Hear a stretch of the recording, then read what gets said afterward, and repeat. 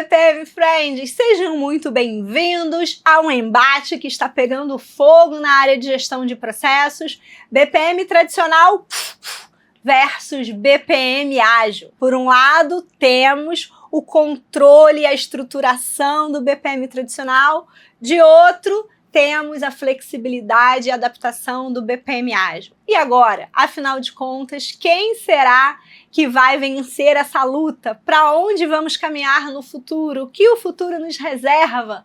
Tudo isso você vai saber se ficar comigo até o final desse vídeo, der o seu like, se inscrever no canal, ativar o sininho para a gente ter uma conversa franca sobre esse assunto.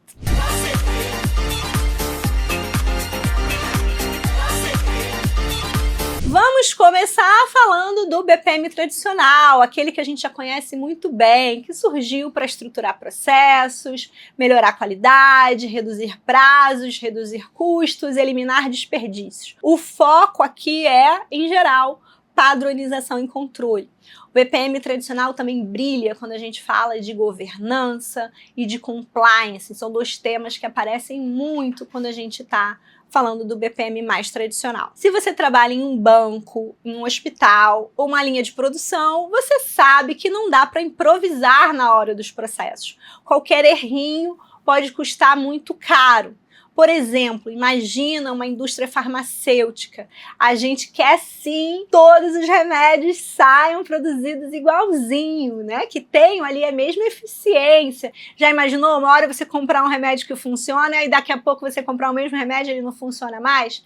Impensável isso pra gente, certo? Nesses casos de setores que têm regulamentações rígidas, a gente quer que as etapas sejam executadas no processo de forma sempre igual, sem surpresas. Porém, se a gente for parar para fazer uma crítica a esse BPM tradicional, a gente vai se perguntar, mas será que essa abordagem com tanta previsibilidade e controle funciona bem em ambientes mais dinâmicos e inovadores? E assim, chegamos ao BPM ágil, ou Agile BPM em inglês, que traz consigo aí a bagagem da flexibilidade e da adaptação. Para começar, a gente tem que tomar um pouco de cuidado com a nomenclatura. Alguns sinônimos que aparecem por aí podem confundir, mas não estamos falando da mesma coisa. Quando a gente ouve falar em Lean BPM, por exemplo, é uma abordagem de BPM com foco em Lean Management. Então vai ter um foco maior, por exemplo, em eliminar desperdícios, seguir o sistema de produção da Toyota.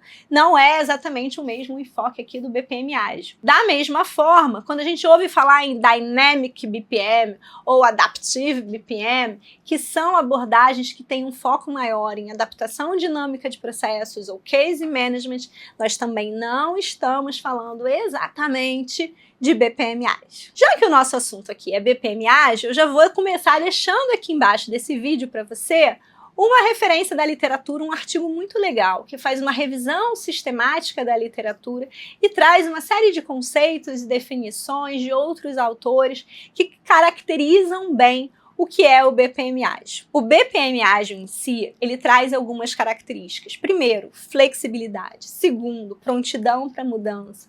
Terceiro, colaboração entre as equipes. E quarto, adaptação contínua, ao invés da gente trabalhar com processos fixos. Se você trabalha com processos tecnológicos ou inovadores, ambientes mais dinâmicos, você sabe bem do que eu estou falando. Nesse tipo de contexto, um processo que faz sentido hoje, amanhã já pode estar obsoleto muito rapidamente. Mas se a gente também for fazer uma crítica, a gente também pode parar para refletir. Será que é bem assim mesmo essa história? Será que muda tudo tão rápido o tempo inteiro? E será que dá para a gente ter processos confiáveis com tanta mudança e flexibilidade assim? Bom, agora que já entendemos um pouquinho do BPM tradicional e um pouquinho do BPM ágil, vamos para a batalha. Vamos fazer uma comparação direta entre os dois, usando aqui algumas características básicas. Primeiro, controle. Aí o BPM tradicional dá um show, né? O BPM tradicional tem um controle alto, enquanto o BPM ágil fica ali com um controle médio-baixo. Em relação à flexibilidade, não é o forte do BPM tradicional, e aí sim o BPM ágil se destaca. Já em relação ao tempo de implementação, temos que admitir que o tempo do BPM mais tradicional é um pouco mais longo, enquanto o BPM ágil traz uma aceleração. O risco de mudança é bem mais baixo quando a gente fala do BPM tradicional e já cresce quando a gente está olhando para o BPM ágil. O custo inicial é mais alto no BPM tradicional e moderado no BPM ágil. E em relação à adaptação ao mercado, ela é sim mais lenta no BPM tradicional e mais rápida no BPM ágil. BPM Friend, resumindo, não existe certo ou errado, não existe bala de prata, não existe uma abordagem que seja melhor para todos os casos. O segredinho aqui é saber quando usar cada abordagem. Então, para setores mais regulamentados, sim, aposte ainda no BPM mais tradicional. Para setores mais tecnológicos, mais inovadores, o BPM ágil pode te atender melhor. E se você tem empresas híbridas ou com características híbridas, por que não apostar no modelo híbrido ou ter os dois modelos à sua disposição para usar cada um deles dependendo da situação e do contexto. Você não precisa tomar partido e escolher somente um dos lados nessa história. Para quem se encantou com o BPM ágil, fica aqui o meu convite para conhecer o curso de BPM ágil online da DECA, onde você vai aprender todas as técnicas de BPM ágil. O link está aqui embaixo na descrição do vídeo. Porém, fica também uma ressalva de que o BPM ágil requer, antes de tudo, uma mudança de mentalidade dentro das empresas. Quer ver? Confere comigo aqui na listinha. O BPM ágil significa que os tomadores de decisão, ou seja, a liderança, tem que dar espaço para novidade, espontaneidade e experimentação. Também requer uma mudança na cultura organizacional, porque a gente vai precisar de autonomia, flexibilidade e colaboração, como a gente já viu. Abertura para novas tendências ou tecnologias, como mineração de processos, IA e internet das coisas. E entender os seus processos atuais apenas como uma entre muitas possibilidades. E por fim, mas não menos importante, nunca parar de aprender.